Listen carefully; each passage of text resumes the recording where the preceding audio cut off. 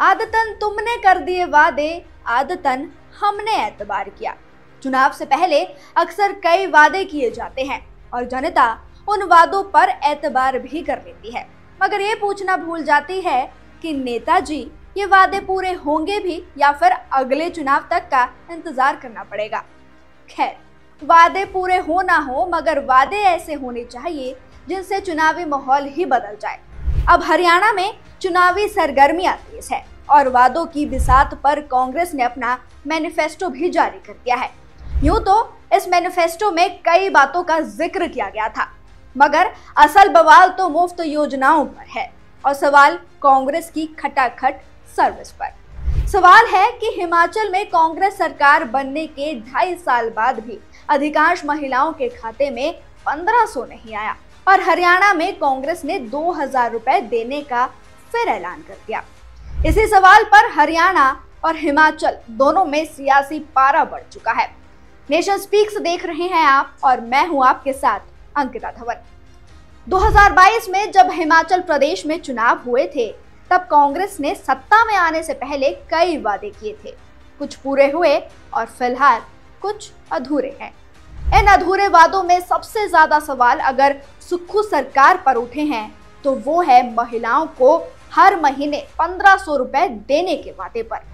हाँ, अगर सरकार के माने तो सरकार ने इस वादे को पूरा भी किया है। लाहौल स्पीति की महिलाओं को पहली किश्त देकर कांग्रेस ने अपना वादा पूरा किया है, मगर बाकी हिमाचल की महिलाओं का क्या? उनके खाते में कब खटाखट 1500 रुपए आएंगे? ये जवाब तो सुक्खू सरकार ही दे सकती है। ये तो बात हुई हिमाचल की। अब हरियाणा भी हमारा पड़ोसी राज्य है, तो जाहिर है कि आस पड़ोस में होने वाली हलचल पर सबकी नजर रहती है और बात जब चुनाव की हो तो चर्चा होना भी लाजमी है। दरअसल कांग्रेस पार्टी ने अब हरियाणा विधानसभा चुनावों के लिए 40 पन्नों का मैनिफेस्टो पेश किया है, जिसमें हर बार की तरह कई घोषणाएं की गई है।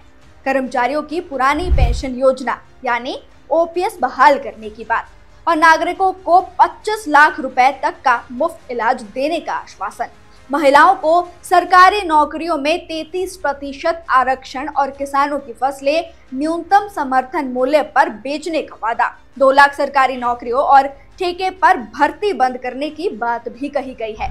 इसके साथ ही महिलाओं का विशेष ध्यान रखकर कांग्रेस ने 18 से 60 साल की महिलाओं के लिए हर महीने 2000 रुपए देने का वादा किया है। कुल मिलाकर कांग्रेस का ये मैनिफेस्टो लोक लुभावना तो है, मगर ऐसे तमाम वादे कांग्रेस पहले भी कर चुकी है, वो भी साल 2022 के हिमाचल प्रदेश के चुनाव से पहले। अब विपक्ष भी कांग्रेस के इन वादों पर निशाना साध रहा है।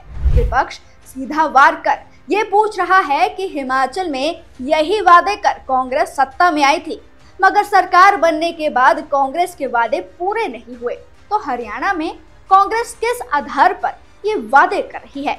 खैर, किस पार्टी के वादों का कितना असर चुनाव पर पड़ता है, ये तो जनता ही तय करेगी।